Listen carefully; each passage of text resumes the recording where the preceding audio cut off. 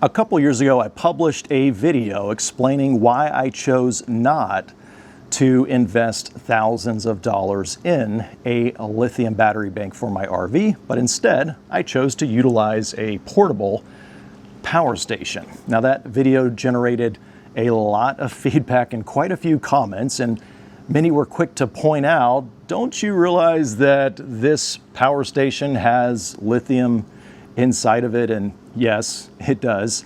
I took a bit of a semantic shortcut with the title of that previous video.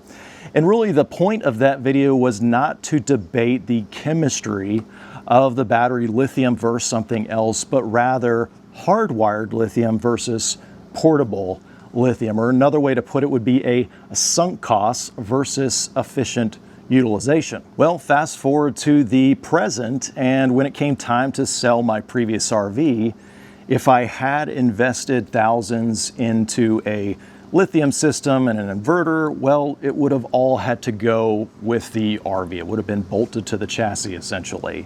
And so it would have been a sunk cost. But instead, because I opted for a portable solution, I literally just unplugged my power station and took it with me, transferred it over to my new RV here, and plugged it in. And you know, really my preference here has a lot to do with being a weekend warrior. I mean, for me, a hardwired system in my RV, it would just sit for the majority of the year unused, whereas this portable power station, I can use it to power my RV on the weekends when I'm using it. I can also use it out in the woods remotely to power tools, or I can use it in the back of my truck, wherever I am, whatever I'm doing.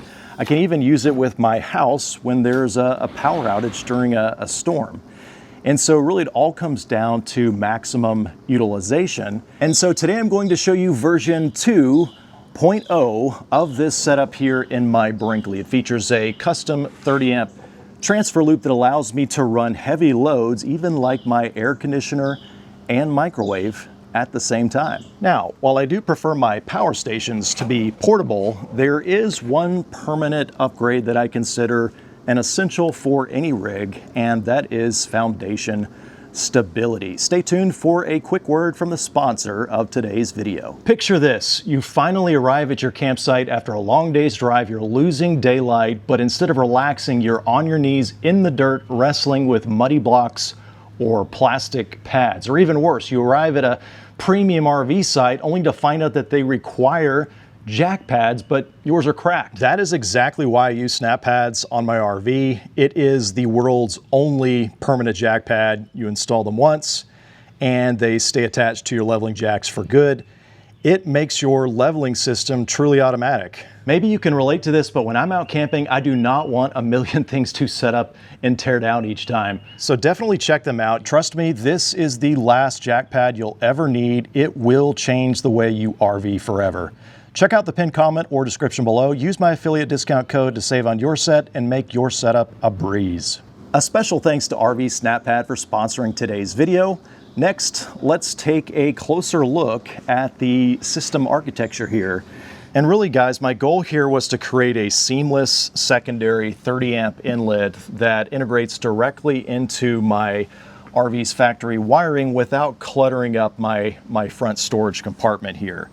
And so the core of my build revolves around this GoPower TS30 automatic transfer switch. And the way it works is when I'm connected to shore power, the transfer switch is going to send that shore power to the designated circuits. This is a 50 amp coach, by the way, so anytime I'm connected to 50 amps, that power from the shore is going to flow directly to the circuits. However, when I'm not connected to shore power, if I choose to then plug in a portable power station, again, this is just a standard 30 amp inlet. It's the NEMA L5-30P, the exact same inlet that you would have on a 30 amp RV. And so I can plug a power station in here, a generator. I mean, this could even be a redundant 30 amp shore power inlet, essentially. I mean, that's all it is.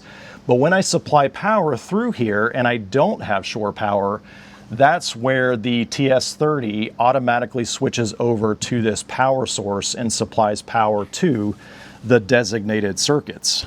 Now, my power station of choice here is the DJI Power 2000, and you can see it has a standard 30 amp RV outlet on it.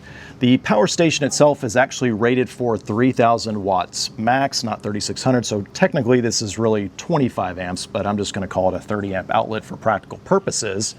So that's really handy. I've been using this for the last couple years and I like it a lot. I actually have on my truck the DJI Superfast car charger, which allows me to supercharge this at 1000 watts of input while I'm driving my truck around. So I really like this setup a lot. If you're interested in all the technical details on this power station, I did a separate review on it.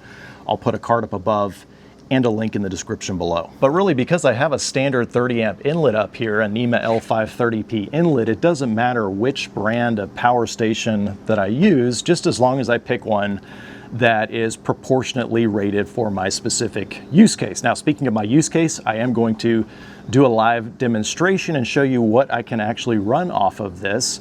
But before I do so, I'm going to give the basic install details. I'm going to play back the time-lapse footage and just cover the highlights.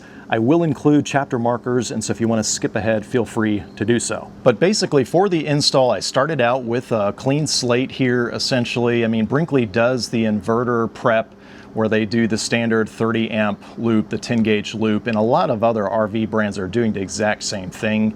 And so that's really handy to have that 10 gauge wire already run to the front storage compartment, you know, from the circuit, the breaker box. So that was already done for me, but I started out and I just put a carpeted piece of plywood up on the wall so that I wouldn't have, you know, a dozen separate screw holes into the sheet metal. Instead, I only have 4, and that way everything can screw into the plywood covered in carpet there, and I think it just finishes everything out nicely. Brinkley actually did that up above where they advised mounting the inverter, and so I just figured might as well match that aesthetic. So once I got that foundation installed, I started up top, and again, my setup revolves around the GoPower TS30 automatic transfer switch. And so I started with that up on the ceiling and then ran out of that conduit just to keep everything nice and neat and protected. And of course, ran to the standard 30 amp inlet. That's the NEMA L5-30P. And again, that's just like any 30 amp RV. That is the exact same inlet that would be on the outside of that RV. Now you'll also notice that I ran a separate breaker, and then there's a 20 amp outlet, and this is really an optional step.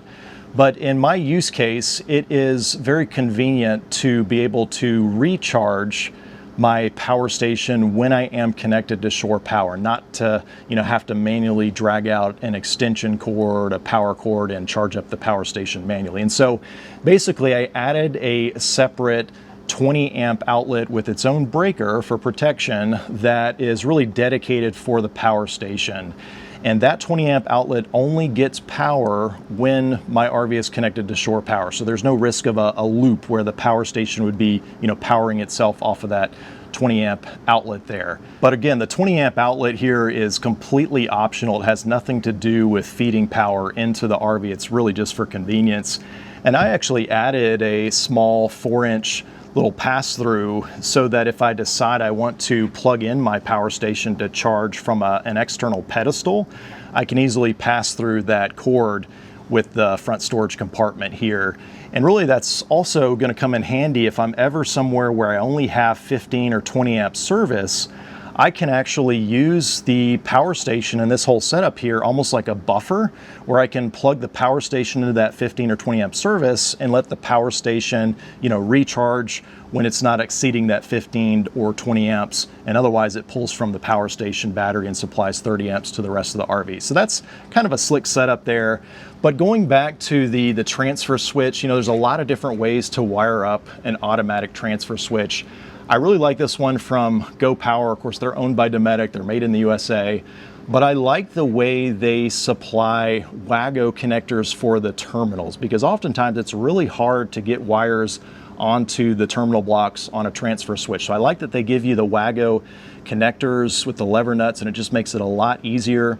But basically, for my specific scenario right here, I chose to put the power station on the top shoulder terminals of the transfer switch. And so basically it's the secondary source when shore power is not available. Then the shore power goes to the middle of the transfer switch, and then the output goes on the bottom terminal there against the wall of the transfer switch. So that's how I did the wiring on my transfer switch. And full disclaimer, guys, I am not a professional electrician. I'm not an RV tech. I'm just letting you watch in on how I wired up my transfer switch. So definitely consult with a professional and do your own research. I will give you one tip. If you wire it the way I did, it comes from the factory with a delay on the shore power. It's a 30 or 40-second delay.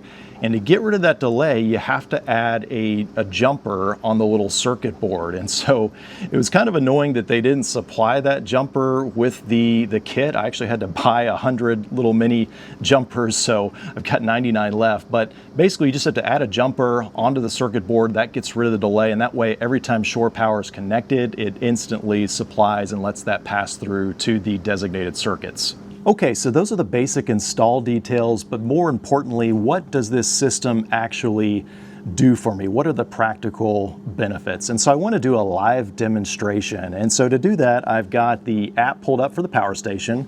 That's recording. I've got another camera on the power station, and that way we can get a close-up view as to what is all going on. So to start right now, I've got the power station plugged in to the 30 amp power, and it also is connected to the 30 amp inlet. However, it's not outputting any AC power, so I got to turn the AC power on right here. And so now this outlet is hot and it is supplying power. However, because I'm also connected to shore power right now, it's not letting that power flow through. The transfer switch is essentially only allowing shore power or the power station, the 30 amp inverted outlet. And so it won't let power flow through both at the same time. That's what a transfer switch does for safety. And so to start, let's go ahead and disconnect the 50 amp shore power. And that way the transfer switch will switch over to the 30 amp power station. So now we're completely disconnected from shore power. And so let's hop in the RV here and see what's going on. Right now, I don't have a lot of AC devices running. Yeah, we can see 10 watts, 7 watts, 8 watts. So really just the passive draw. But this is really how I would use it. And the first appliance would be the air conditioner. Let's say we're at a rest area for a quick lunch break. And so let's go ahead and turn on the air conditioner. I've got the Furrion Chill Cube, the 18K unit right here. And so let's see what happens when this guy starts up. So it starts out relatively low because it's an inverter-based air conditioner. It's kind of like having a soft start, and so it ramps up gradually, but 32 watts, that's not much. Let's turn the temperature down. Right now I've got it set to 75, and it's in the 90s outside, but let's go ahead and turn it to 70 degrees. So that's what I've got it set to right now. And the compressor should kick on here in just a little bit, and we'll actually see what it's actually going to draw out of the power station. So there we go. Now we can see it's ramping up slowly, getting up close to 500 watts. Yep, there we go, 530 watts. So yeah, we can run this air conditioner no problem at all. Now, if this was a conventional air conditioner, I would recommend putting a soft start on it. I have run a conventional air conditioner off the DJI Power 2000, but without a soft start, that initial inrush current is just so high, it can really mess with power stations. So that's one nice advantage of having a Furrion Chill Cube, the inverter style, is it's a lot easier on the power stations. But this is really nice. I mean, I am feeling just the very nice air conditioning coming out on a hot day. So imagine being in a rest area. But then, you know, when I'm at a rest area for a lunch stop, typically I need to take food out of the refrigerator and warm it up to have a nice hot lunch, right? And so let's go over to the microwave and turn it on. Now, I don't have any food in here. We're only going to do this for a short time period, so no harm done. But let's go ahead and do 30 seconds. And there we go. We can see it's over 1,000, 2,000 watts with the microwave running. Again, the DJI Power 2000 has a max running watts of 3,000. And so, you know, it's about 2/3 of its capacity right here, but no problem at all. And really this use case right here, having the microwave and the air conditioner running at the same time, that really represents for me the max use case. And you can see 30 seconds, no problem at all. And then we settled back down on the output there to, about 877 watts right there. And so, yeah, we're running completely off grid right now. And again, guys, think about it. The same power station that I'm using to do all this, it's not permanently attached to my RV. And so I can use it during the week. I can put it in my truck, use it out in the yard, use it when there's a power outage with my house. And so I really like the fact that it's versatile. Okay, so we're still running off of the power station here, completely disconnected from shore power. I turned the air conditioner set tip down even further, and so now the chill cube is running close to its max probably, and you can see it's about 1200 watts or so that the power station is supplying to it. So that is a nice benefit of having the Furrion chill cube, the way it ramps up and down, and it just makes it really easy to use a power station. But for those curious and how long, what's the runtime in a situation like this, so you can see I've got about an hour of runtime left before this power station is completely depleted. I started out right around 75%. So basically when it's 2/3 full, running the air conditioner on a hot day where it's cranked up almost to the max, I'm gonna get about an hour of runtime. And that's perfect for the use case that I plan to use this setup here. And what's really nice is when I'm done, if I've depleted this battery in the power station, I can plug my truck. It has the DJI super fast car charger. I can plug it into the power station, and within 2 hours, I can go from 0 all the way back to 100. So it's a pretty useful setup. And guys, if you price everything out here, the components, including the optional 20 amp outlet to charge the power station, all the components come to about $300. And so for me as a weekend warrior, when I weigh out the costs, spending 3, 4, 5 grand on lithium batteries and inverter setup versus spending $300 in hardware, and then I have this power station. Of course, that's an extra cost, but I have that power station that I can use in the RV, I can use it at home, in the truck, wherever I want to. It's not permanently attached to the RV. And so this setup works really nice for me as a weekend warrior. But I'd love to hear, what do you think about this setup? Would you make use of this, or are you more on team inverter lithium battery that's permanently installed in your RV? And also let me know, what would you think if an RV manufacturer actually installed a setup very similar to this out of the factory, where you could choose whatever power station you want? They basically give you a 30 amp inlet here in your front storage compartment, and then you get to choose what you plug into it. What would you think of that if an RV brand did that as an offering out of the factory? Well, guys, I hope you found this video helpful. If you have any questions, drop them below and I'd be glad to answer them. As always, thanks for watching.